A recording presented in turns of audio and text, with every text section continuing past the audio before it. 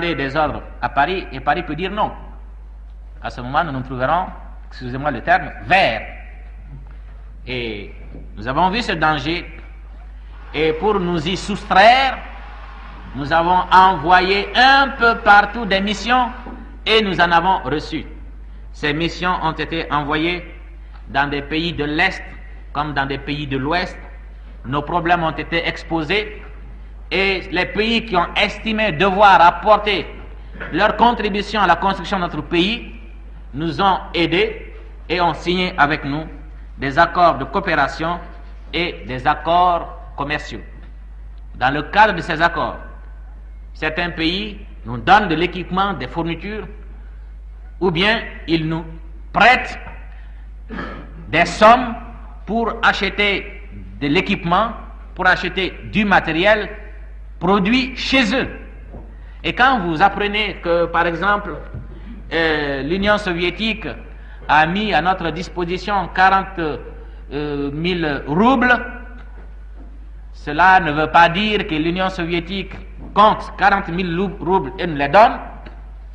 Elle nous ouvre un crédit de 40 millions de roubles avec lesquels nous achetons de l'équipement et du matériel pour notre plan. Quand vous apprendrez par exemple que la Tchécoslovaquie a mis à notre disposition tant de millions de dollars, cela ne veut pas dire qu'elle nous donne les dollars. Elle ouvre des comptes chez elle dans la limite desquels nous achetons du matériel et de l'équipement pour installer nos industries, pour équiper notre pays. Et la plupart de ces accords sont donc conclus selon la formule du clearing qui peut se traduire par une expression beaucoup plus simple, les échanges compensés. Et d'autre part, pour les échanges compensés, nous en avons par exemple avec la République arabe unie, et cela toujours dans le cadre des accords. La République arabe unie nous ouvre un compte de 250 millions de livres. Nous lui ouvrons ici la contrepartie. Nous prenons chez la République arabe unie des produits, des marchandises jusqu'à concurrence de la somme, et la République arabe unie prend chez nous des produits, des marchandises jusqu'à concurrence de ce que nous lui avons ouvert. C'est ce qu'on appelle les échanges compensés. Et les accords de clearing mettent à notre disposition donc du matériel et de l'équipement, et nous devons rembourser ces prêts, non pas en monnaie, mais en produits du Mali. Par exemple, nous remboursons en arachide, nous remboursons en huile, nous remboursons en peau, nous remboursons en coton, nous remboursons en cire, etc., etc. Et vous comprendrez les raisons pour lesquelles, depuis 3 ans, nous avons mis l'accent sur le retour à la terre pour qu'il y ait beaucoup plus de cultivateurs, pour que les cultivateurs groupés puissent être aidés, pour que des moyens modernes puissent être mis à leur disposition afin que leur rendement puisse être accru, afin que nous ayons suffisamment de produits pour pouvoir rembourser aux pays qui nous ont prêté les sommes qu'ils ont mises à notre disposition pour acquérir du matériel et de l'équipement pour notre plan.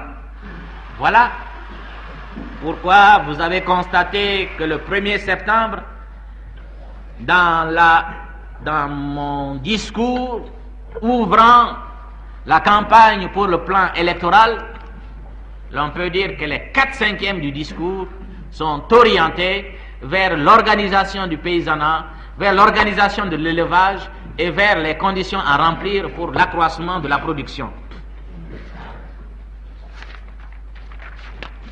D'aucuns peuvent dire, mais alors, même si ces pays nous donnent des machines, de l'équipement, du matériel, mais puisque nous avons le franc CFA, la France, il y a quand même les échanges intérieurs à l'intérieur du Mali, et puis il faudra continuer à payer les gens après avec le franc CFA, et puis il faudra acheter aux d'autres pays où le franc CFA est en usage. Alors la France peut donc continuer à faire pression sur nous. Nous nous sommes également garés contre cette éventualité dans les produits que nous cédons. Par exemple, cette année, nous avons cédé des arachides à la Russie, à la Tchécoslovaquie, à la France. Eh bien, ces pays, la France par exemple, nous a payé en francs français. Tchécoslovaquie et la Russie doivent nous payer une partie de nos arachides en devises. Par devise, il faut entendre les monnaies étrangères. Nous qui utilisons le franc CFA, toutes les autres monnaies sont des devises. La France qui utilise le franc français, toutes les autres monnaies sont des devises. Les États-Unis utilisent le dollar, toutes les autres monnaies étrangères sont des devises. Alors, de sorte que nous leur demandons de nous céder une partie en matériel d'équipement et une partie en devises, ce qui nous permet d'acheter dans des pays des marchandises de meilleure qualité à meilleur prix, dans des pays avec lesquels nous n'avons pas signé d'accords de coopération économique ou des accords commerciaux. Et évidemment, cela ne résout pas le problème de la monnaie locale du franc CFA.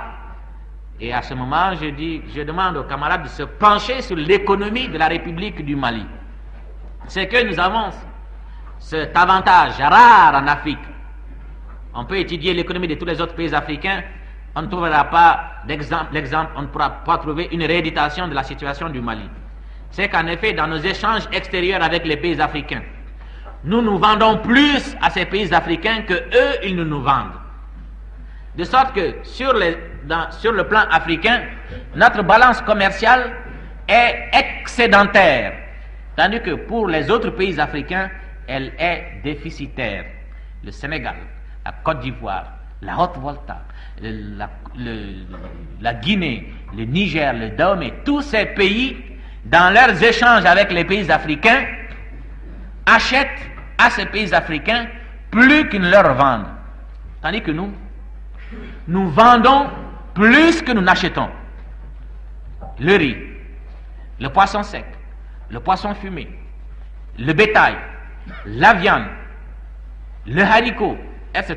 Voilà autant de produits que nous vendons en Guinée, en Côte d'Ivoire, au Libéria, en Haute-Volta, au Niger, au Ghana, et qui nous permettent de nous approvisionner en francs CFA.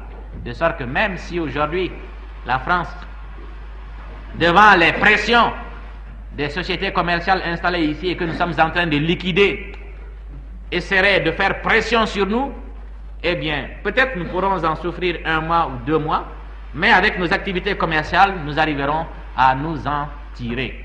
De sorte que, quoi qu'il advienne, en raison même de notre économie riche en produits agricoles et en produits laitiers et en bestiaux, nous avons la possibilité d'avoir des devises parce que les autres pays africains ont plus besoin de nous pour leur subsistance que nous n'avons besoin d'eux pour la nôtre.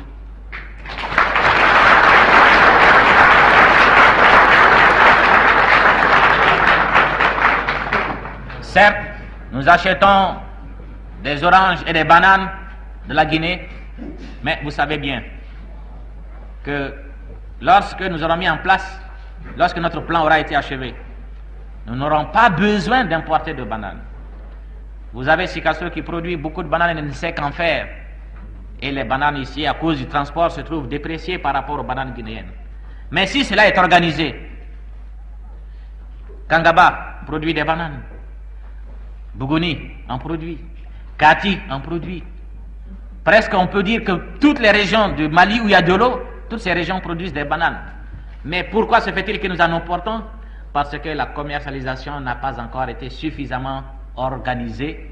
Et cela nous ramène encore à cette situation que j'avais dénoncée, que nous avons des régions productrices de mil et de riz qui ne savent qu'en faire alors que d'autres régions sont déficitaires. Nous avons des régions productrices de bananes qui ne savent qu'en faire alors que nous avons d'autres régions qui en manquent au point qu'elles sont obligées d'en acheter à l'extérieur. Vous avez les oranges. Mais les oranges réussissent parfaitement chez nous. Et les oranges de Guinée, de la région du cercle de Bougouni, sans être greffées, sont les oranges les plus douces. Parce que j'ai beaucoup voyagé, j'ai mangé des oranges de Guinée, celles qu'on dit les plus douces, en les coupant à l'arbre, des oranges greffées de Ségou et d'ailleurs. Eh bien, les oranges qu'on produit dans le cercle de Yanfolila sont les oranges les plus douces. Eh bien, or ces oranges peuvent réussir un peu partout. Il s'agit simplement de les planter. De sorte que nous pourrons donc là aussi nous priver des oranges de Guinée. Ce que nous achetions beaucoup à la Côte d'Ivoire, c'était la cola parce que nous l'exportions sur le Sénégal. Maintenant, nous ne l'exportons plus. Et vous avez constaté que la plupart des commerçants qui faisaient de la cola ont préféré acheter des véhicules pour faire du transport. Alors, qu'est-ce que nous achetons comme produits africains aux autres pays africains? C'est fini. Tandis que les autres pays africains ne peuvent pas se priver de notre riz, ne peuvent pas se priver de notre bétail et de notre poisson. C'est pourquoi, quoi qu'il advienne, quelles que soient les décisions que nous serons appelés à prendre, eh bien, on ne pourra pas nous imposer une politique à laquelle nous n'aurons pas donné notre adhésion, même si on veut faire usage de la pression sur le plan monétaire.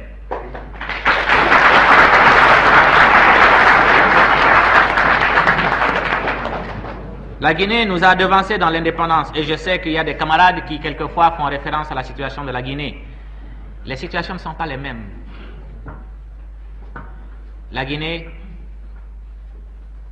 comprend la forêt où il n'y a que les produits forestiers et très peu de culture. Vous avez le Fula, le pays Fula qui fait de l'élevage, un peu de fonio. Vous avez la Haute-Guinée, certes il y a des plaines, il y a eu même des aménagements très importants, mais qui ne sont pas cultivés. Les populations de Haute-Guinée préfèrent plutôt faire du commerce. De sorte que le travail de la terre n'y est pas en honneur et le pays manque de produits agricoles. C'est ce qui fait que la Guinée a davantage besoin des pays qui produisent des produits agricoles que ces pays n'ont besoin d'elle, puisqu'on ne peut y trouver que des fruits que l'on peut, avec un peu de bonne volonté, produire soi-même. La Côte d'Ivoire, certes la haute Côte d'Ivoire cultive du riz, mais les populations n'achètent pas ce riz qui est de mauvaise qualité. Ce n'est pas à cause de son conditionnement, mais à cause de sa variété, et préfèrent notre riz. Cette année, la Côte d'Ivoire a acheté près de 10 000 tonnes de notre riz, et l'an prochain, elle doit en acheter davantage. Le poisson sec, la Côte d'Ivoire a créé des compagnies de pêche pour habituer les populations ivoiriennes aux poissons de mer, mais les populations abandonnent ce poisson pêché pour acheter notre poisson.